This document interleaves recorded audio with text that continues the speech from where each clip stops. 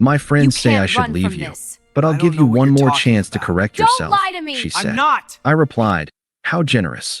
Then I packed my bags while she went out with those same friends. When she got home ready to discuss my improvements, I was gone with a note. Decided not to take the chance. Hey viewers, before we move on to the video, please make sure to subscribe to the channel and hit the like button if you want to see more stories like this. Thanks. The air in our apartment felt thick, like before a storm. It had been like this for weeks. A heavy quiet punctuated by the rapid tap-tap-tap of Chloe's thumbs on her phone screen, followed by sighs she meant for me to hear. I was on the couch, pretending to read a book, every sense tuned to the discordant frequency of her displeasure. I knew the source. It had a name, Mia, and it had a committee, the girls. Chloe finally put her phone down with a decisive clack on the coffee table. The sound was a starter's pistol. We need to talk. Here it was. I marked my page, a simple, deliberate action. Okay. She didn't sit. She paced to the window, her back to me, arms crossed. A staged pose. I've been doing a lot of thinking. A lot of talking. With people who really see me. I said nothing. My silence was the canvas she needed to paint her grievance. She turned, her expression a masterpiece of pained generosity. Look, my friends, especially Mia, they think I'm an idiot for staying. They've been watching. They see what I've been trying to ignore. A cold thread began to weave through my gut. What do they see, Chloe? You, she said, as if it were obvious. The lack of fire. The complacency. Remember my promotion dinner? You got me flowers. Mia's boyfriend, Derek, rented out a private chef's table for her last Tuesday. Just because. I blinked. You said you love those flowers. I did, she said, waving a hand dismissively. But it's the thought. The scale. It's about showing the world you're proud. And it's Sarah's wedding. When that guy from the band was so obviously flirting with me. You just smiled and brought me a drink. Derek would have. I don't know, made a scene. Asserted himself. Mia says it shows a lack of protective instinct. Each sentence was a bullet forged in a group chat. I could hear Mia's nasal, opinionated voice layered underneath Chloe's. Your cozy job, she continued, using the air quotes I was starting to hate. It's stable, sure. But is it ambitious? Mia's dating a guy who's starting his third startup. There's an energy there. A risk.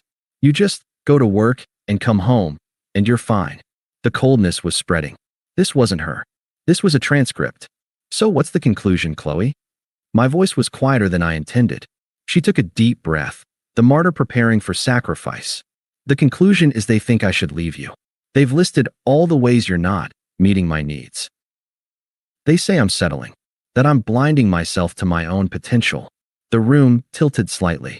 730 days of shared mornings, of holding her after her father's death, of building this quiet, comfortable life together, reduced to a bullet point list in a group chat titled Chloe's Intervention. But, she said, and here she finally met my eyes, her gaze hardening with a sense of bestowed grace. I'm not like them. I'm loyal. I believe in us. So I'm giving you one more chance. The words hung in the toxic air. One more chance. One more chance to do what? I asked, genuinely needing to hear her say it. To correct yourself, she said, as if diagnosing a faulty appliance. To be the man I need you to be. To show up with the fire, the ambition, the grand gesture energy. To prove my friends wrong. We can start tomorrow. We can make a plan. A surreal calm descended over me. The coldness reached my heart and froze it solid. I saw everything with perfect, horrible clarity. I wasn't her partner. I was a project her friends had deemed unsatisfactory, and she, the benevolent foreman, was offering me a stay of execution to remodel myself to their specifications. A slow, humorless smile touched my lips. It wasn't a smile of amusement, but of recognition, of the game finally being revealed. How generous of you, I said. The words were flat, an assessment, not a retort. They threw her. She'd braced for a fight, for tears, for pleading promises to do better. She hadn't braced for this, for quiet acceptance. Her confidence flickered. I'm serious. I know you are. I'm going out with Mia and the girls tonight, she announced, reasserting control. We're going to that new rooftop bar. I need space to think, and they support me. We need to talk about this. She gestured between us. When I get back. So think. Really think. About what you're going to do to fix this. She looked at me, waiting for my counter-argument, my blueprint for my own renovation. I just nodded. Have fun with your friends. Frustration flashed in her eyes. She grabbed her going-out purse, the small, expensive one I'd saved for 3 months to buy her, and headed for the door. She paused, hand on the knob. This is for us, you know. This is me fighting for us. And then she was gone. The silence she left behind was different. It wasn't heavy. It was clean. Empty. I sat on the couch for exactly 5 minutes, listening to the hum of the refrigerator. I replayed her words. One more chance to correct yourself. Not us. Yourself. I stood up. There was no anger, no frantic energy. Just a profound, tectonic detachment. I walked to the bedroom and pulled my old duffel bag from the top of the closet. I opened our shared dresser. My side. My socks, my boxers, my t-shirts. I folded them neatly and placed them in the bag. I took the 3 dress shirts from the closet, the pair of good shoes. From the bathroom, my razor, my toothbrush, the cologne she'd picked out for me. It makes you smell successful, she'd said. I didn't look at her side. It was already a museum of a life I no longer lived. I went to the small desk in the corner, my desk. My laptop, its charger, the external hard drive with my personal files. The framed photo of us from a hiking trip 2 years ago, when her laugh was real and not a performance for her friends. I left it. In the kitchen, I found a notepad stuck to the fridge with a magnet from a winery we'd visited. I took a pen from the drawer. The note needed no poetry. It needed to be a mirror. I wrote in clear, unhurried script. Chloe decided not to take the chance. Goodbye. I didn't sign it. She'd know who it was from. I propped it against the fruit bowl on the counter, right where she'd see it when she came in, high on cheap rooftop cocktails and the validation of her jury. I shouldered my duffel bag, took one last look at the apartment, the couch where I'd held her, the kitchen where we'd cooked lazy Sunday breakfasts, and felt nothing. It was a stage set after the play had ended. I locked the door behind me and walked down to my car. As I pulled out of the parking spot, I took out my phone. I went to her contact. I didn't block her yet. I just switched her text notifications to silent. Then I drove into the deepening night, the weight in my chest not grief, but the eerie, buoyant weight of a chains finally falling away. I drove to Jake's place. My oldest friend. I didn't call ahead. I just showed up on his doorstep with my duffel bag at 10 p.m. He took one look at my face, stepped aside without a word, and went to the fridge to get 2 beers. How long? He asked, handing me a bottle. Indefinitely, I said, and took a long pull. I told him what happened, repeating Chloe's words verbatim. One more chance to correct yourself. Jake, who had never been a fan of Mia or the committee, just shook his head, a slow, disgusted motion. So she put you on performance review? With her idiot friends as the HR department? Basically. And you just left? I just left. A grin broke across his face. Good. The only correct response to an ultimatum like that is to vanish. It's the nuclear option of self-respect. He cleared off his couch, gave me a blanket and pillow. As I lay there in the dark, staring at the ceiling of his spare room, I waited for the pain to hit. The grief, the heartbreak, the longing. It didn't come. In its place was a vast, empty quiet. It wasn't peaceful, not yet. It was just null, the emotional equivalent of white noise. My phone, face down on the floor, lit up at 12:37 a.m. A call. Chloe's name. I watched it ring until it went to voicemail. A minute later, it buzzed with a text. I didn't look. It buzzed 3 more times in quick succession. Then silence. In the morning, over coffee, I finally checked. The first voicemail, timestamped 12:37 a.m. Background noise of laughter and clinking glasses. Then her voice, slurred and loud. Hey, where are you? We need to talk when I get home, remember? Call me. A giggle in the background, unmistakably Mia's. Just call me, okay? The texts, 12:41 a.m. Hello? Are you really not home? 12:55 a.m. This is childish. You're just trying to punish me. It's not going to work. 1:15 a.m. Fine. Whatever. Be like that. We'll talk tomorrow. I felt nothing. Not anger, not hurt. It was like reading messages meant for a previous tenant. I took a screenshot of the note I'd left, saved it to my phone. Then, methodically, I blocked her number. I blocked her on every social media app, Instagram, Facebook, even the professional one she never used. It wasn't an act of anger. It was digital sanitation. Cutting a tie to a source of infection. Jake watched me. You okay, man? I don't know what I am, I said honestly. But I'm not sad. I think I'm free. That was day one. The first week was a lesson in silence. My world, which had for 2 years been filled with the constant background noise of Chloe's moods, opinions, and social dramas, was now eerily still. I called my landlord, explained the situation, a necessary breakup. I needed to be removed from the lease. He was a decent guy, asked if I was safe, and said he'd start the paperwork. I went to the apartment one last time when I knew Chloe would be at work. I took the rest of my clothes, my books, a few small pieces of furniture that were mine. I left the key on the counter. The note was gone. The silence from my end was absolute. But the universe, through the grapevine of mutual acquaintances, began to feed me pieces of the story.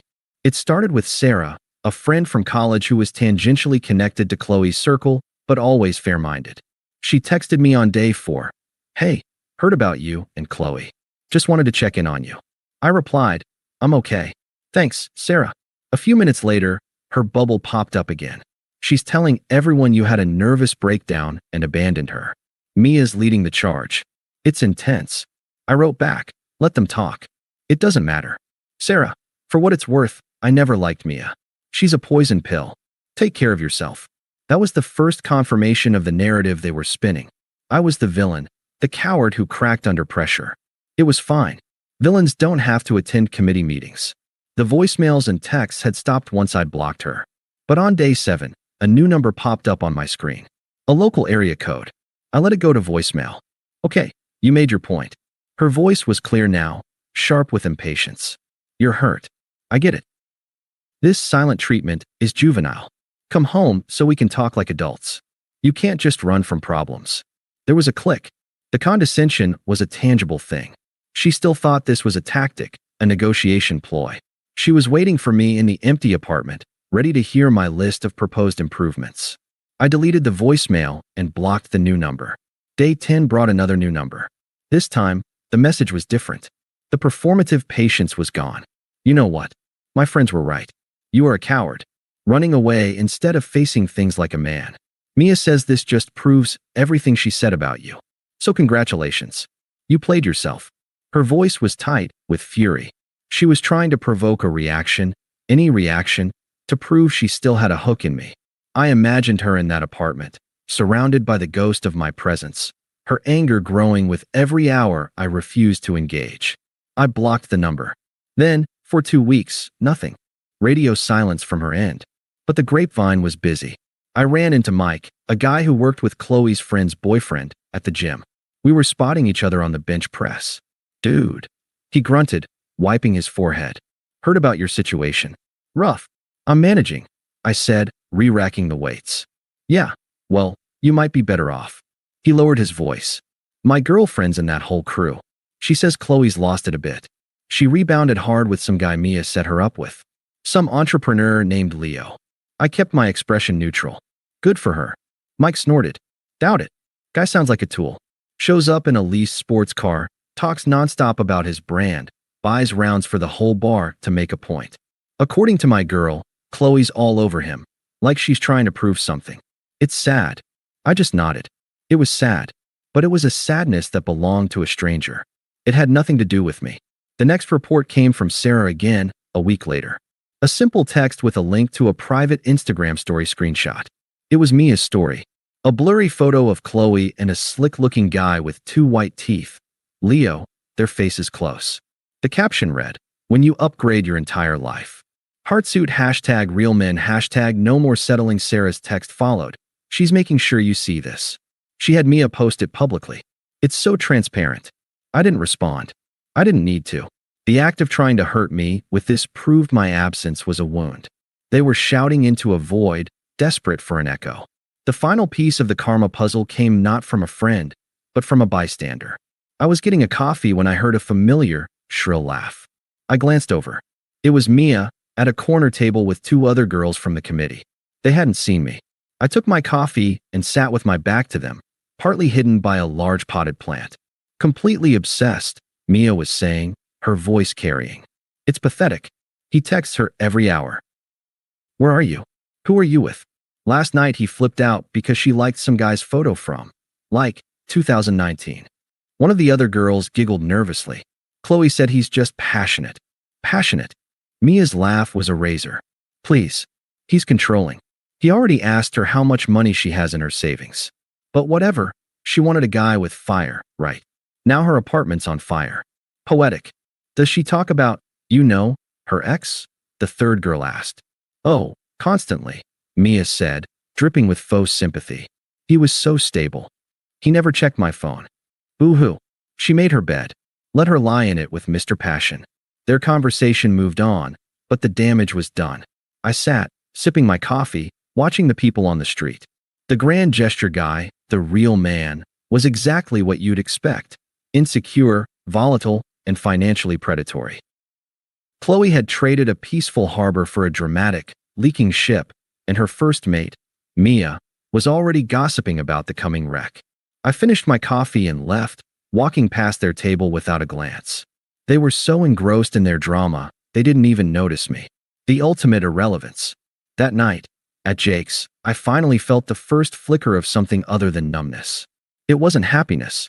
It was the quiet, solid satisfaction of a bullet dodged. The storm I'd walked away from was now raging in full force, and I was sitting in a dry house, listening to the distant thunder. The unfairness of the betrayal had faded. In its place was a simple, unshakable knowledge. I had made the only choice possible. Her life was unraveling, thread by thread, pulled by the very hands she'd entrusted with her happiness. And my silence was no longer just an absence. It had become a wall, impenetrable, final, and on my side of it, the air was finally starting to feel clean. The universe has a cruel sense of humor. Just as I'd settled into the quiet rhythm of my new life, crashing at Jake's, focusing on work, actually using my gym membership, the first direct plea arrived. Not from Chloe, but from her lieutenant. It was a Thursday evening. An unknown number with a familiar area code flashed on my screen. I almost didn't answer, but a gut instinct told me to. Hello. Finally. The voice was sharp, accusatory, and unmistakably belonging to Mia. Do you have any idea what you've done? I leaned back in Jake's desk chair, the calm settling over me like armor. Mia, to what do I owe the displeasure? Don't you take that tone with me, she snapped. This isn't a joke. Chloe is a mess. She's completely destroyed because of you. You just ghosted her? After everything? What is wrong with you? I let her words hang in the digital silence between us. Is there a point to this call, Mia? Or are you just practicing your dramatic monologue? She huffed, an angry sound. The point is you need to fix this. She made a mistake, okay? She was under pressure. We all were just trying to look out for her. But you took it to a nuclear level. You abandoned her. And now that Leo guy, he's a monster. He's controlling. He's mean. He's bleeding her dry. She's crying every day. You need to be the bigger man here. You need to come back and help her. She needs her rock. There it was. The breathtaking audacity. The same person who orchestrated my dismissal was now summoning me back for cleanup duty. I felt a flicker of disgust, but my voice remained level. Let me get this straight, I said, my tone flat, analytical. You and your friends convinced Chloe I was inadequate. She issued me an ultimatum to fundamentally change who I was. I declined. She moved on to a man of your recommendation. That man is now abusive. And your solution is for me to return and resume my post as the rock she deemed boring. Is that an accurate summary? She sputtered. You're twisting it. She loved you. She was just confused. She was clear. I corrected. And so was I. I am not responsible for the consequences of Chloe's choices, Mia. You certainly aren't acting like it. I suggest you help her, since this situation seems to be of your making. Do not contact me again. You selfish prick. She's suffering. Her voice was a shriek now, the mask of concerned friend fully off, revealing the spite beneath. Then you should be a better friend, I said quietly. Goodbye. I ended the call and blocked the number. My hand was steady. There was no adrenaline rush, no righteous anger. Just the sterile satisfaction of closing a malfunctioning file. The call from her mother came 2 days later. This one hurt differently. A low, empathetic thud. Carol had always been kind to me. Hi, sweetheart, she said, her voice heavy with regret. I'm so sorry to call like this. Hi, Carol. I kept my voice neutral, respectful, but distant. I don't know what happened between you two. She won't tell me the whole story, but she's not herself. This new man. I've met him. He frightens me. She's lost weight. She jumps at loud noises. I think you might be the only one who can get through to her. She listens to you. Listen to you. This was the hard one. The appeal to my old nature, to the protector I had been. I saw a flash of Carol's face, worried and sad. But I also saw Chloe's face, dismissive and smug, telling me I needed correction. Carol, I said, my voice softening a fraction, but with no give in it. I care for you, and I'm truly sorry you're worried. But Chloe ended our relationship. She made a choice to replace me with someone she believed was better. The fact that her new choice is dangerous is a tragedy, but it is not my tragedy to solve. I cannot help her. She didn't want my help. She wanted a different man. She has him. There was a long silence on the other end. I heard a soft sniffle. She threw away something real, didn't she? That's between her and her conscience, I said. Please take care of yourself, Carol. I ended the call. I didn't block her, but I knew she wouldn't call again. The dam broke a week later. A number I didn't recognize, calling at 11 p.m. on a Sunday. I was reading. I answered out of sheer morbid curiosity. The sound that came through was pure, undiluted distress. Sobbing, ragged breathing. He took my keys. He changed the passcode on my bank app.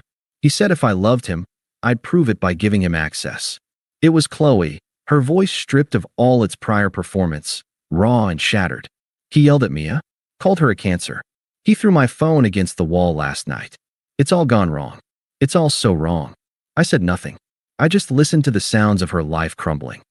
I see it now, she wept, the words tumbling out in a desperate confession. I was so stupid. So stupid. Listening to them. To her. It was all a game to her. I gave up. I gave up the only good thing. You were my rock. You were my home. And I handed you a list of complaints from people who don't even know what love is. A huge, shuddering gasp. Please. I need you. I'm scared. I have nowhere to go. Please. There it was. The full circle moment. The plea from the depths of the hole she'd chosen to jump into. I waited for the old instincts to kick in, the urge to soothe, to fix, to rescue. I felt only a profound, hollow emptiness. Her pain was real, but it was happening to a stranger. Chloe, I said, my voice calm, clear, and utterly devoid of the warmth she was begging for.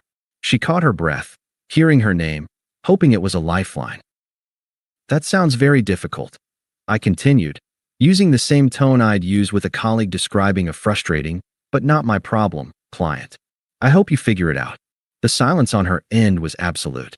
I'd thrown her a sentence of hollow politeness, a social nicety, when she was begging for a parachute. It was the coldest thing I could have done. Then came a whisper, broken and small. That's it. After everything?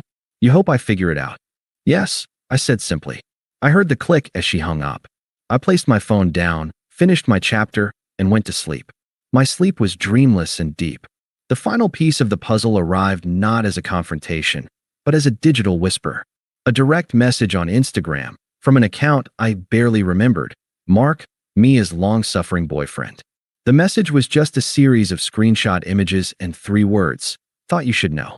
The screenshots were from a private group chat titled The Council. The arrogance was staggering. The members were Mia, Sarah from the wedding, and another girl. The messages were time-stamped from before the ultimatum. Mia, Chloe's guy is such a beta. He's holding her back. She needs a push. Sarah, isn't he nice to her though? Mia, nice is code for boring. My cousin Leo is in town. He's all alpha. Fake it till you make it, baby. He'll blow her mind and her ex's ego. Other girl, what if she doesn't go for it? Mia, then we make her see how lacking her current model is. We stage an intervention. List the flaws. She's impressionable. She'll crack. Either he shapes up, doubtful, or she upgrades to Leo. Win-win. The last screenshot was from just a few days ago. Mia, update. Leo is a psycho. Chloe's a wreck. This is more drama than I bargained for. But honestly, it's kind of her karma for being so weak-willed. Should have stuck with her safe bet. I stared at the screen. There was no rage. It was just clinical confirmation. Chloe hadn't just listened to her friends. She'd been a pawn in Mia's game of social chess, a game where winning meant creating the most drama. I typed back to Mark, thanks. Hope you find your way out too. He replied with a thumbs up. Months passed. I moved into my own place, a small, bright apartment that held only my energy. I got a promotion. The cozy job had quiet, steady respect that translated into real responsibility and a significant raise. I spent my weekends hiking or having beers with Jake or learning to cook meals that I alone chose. I was in a popular coffee shop near my new office, waiting for my order, scrolling on my phone. I felt a presence hover, a familiar scent of perfume undercut by cigarette smoke. I looked up. It was Chloe. She looked diminished. The light in her eyes that I'd once loved was gone, replaced by a skittish wariness. She was too thin, her clothes hanging loosely. She clutched a to-go cup like a shield. "Hi," she said, her voice barely a whisper. I gave a slight, polite nod. "Chloe, you look good," she said, her eyes scanning me. I was tanned from hiking, my shoulders broader from consistent lifting. I looked, for the first time in years, entirely at ease. "Thank you." My almond milk latte was called. I collected it from the counter. She was still standing there, an obstacle between me and the door. I know what Mia did," she blurted out, her words rushing together. "Mark showed me the chats. I get it now. You were right to leave. I was blind. I was an idiot. I lost everything. My apartment, my savings, my self-respect." Her eyes glistened. "Leo's gone. Took what he could and left." I took a sip of my latte. It was perfectly bittersweet. "I'm aware." She flinched at my tone. It wasn't cruel. It was just factual. "Is there any way we could ever get coffee? Sometime? As friends? Just to talk? I think I need closure." I looked at her then, really looked. I searched for any remnant of the woman I'd loved, for any spark that belonged to her and not to Mia's committee. I saw only a hollowed-out stranger, a monument to bad choices. My phone buzzed in my pocket. A text from Lisa, a woman I'd been seeing for a few weeks. She was funny, independent, and thought my cozy job was fascinatingly complex. She'd sent a funny meme about our planned hike tomorrow. A small, genuine smile touched my lips before I could stop it. Chloe saw it.